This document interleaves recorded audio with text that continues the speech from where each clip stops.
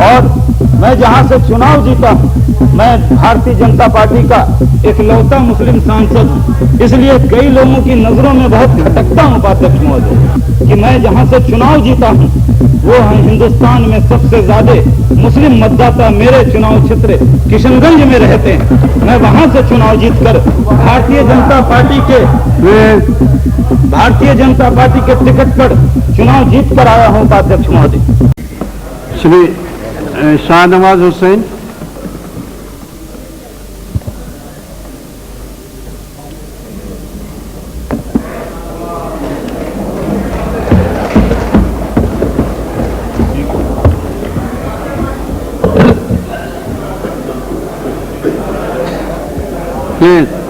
अध्यक्ष महोदय, मैं आपका आभारी हूं कि आपने मुझे इस महत्वपूर्ण विषय पर बोलने का समय दिया।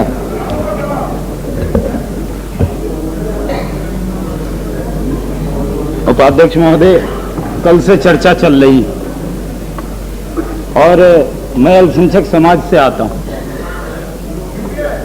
अल्पसंख्यक समाज के इतने हमदर्द सामने बैठे हैं, इससे मुझे खुशी भी हो रही,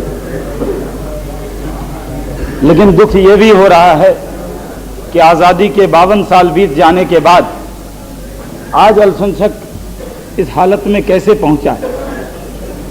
2 साल 3 साल से भारतीय जनता पार्टी की सरकार है और 2-3 साल के अंदर मैं मानता हूं कि आज अल्पसंख्यक के मन में इस बात का मलाल है कि हिंदुस्तान का मुसलमान गरीब है, पिछड़ा है, बेरोजगार है, उसके अंदर शिक्षा की कमी है और ये सारी कमियां किस वजह से हुई है ये भी चर्चा का विषय होना चाहिए था उपाध्यक्ष महोदय।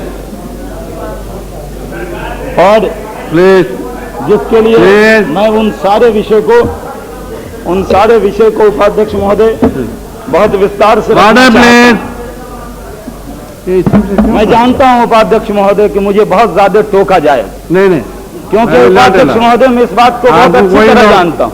आपको कोई सांसद हूं, पहली बार संसद में मेरी आवाज सुनी जा रही है उपाध्यक्ष महोदय।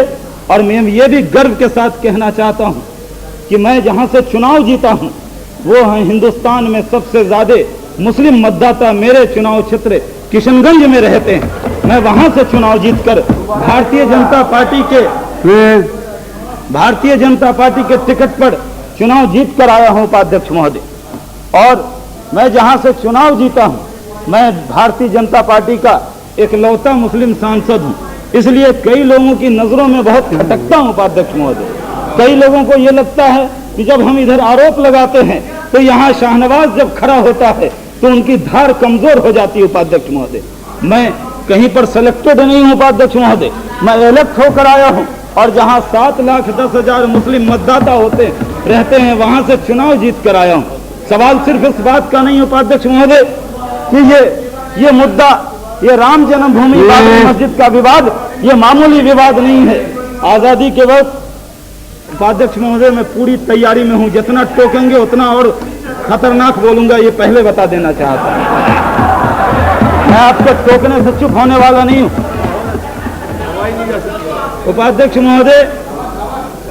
आजादी के 52 साल बीते, अकलियत के लोगों पर चर्चा हुई है। मैं पहले ही अकलियत के लोगों के हमदर्द इतने बैठे, फिर आज अकलियत क्यों पिछड़ा क्यों?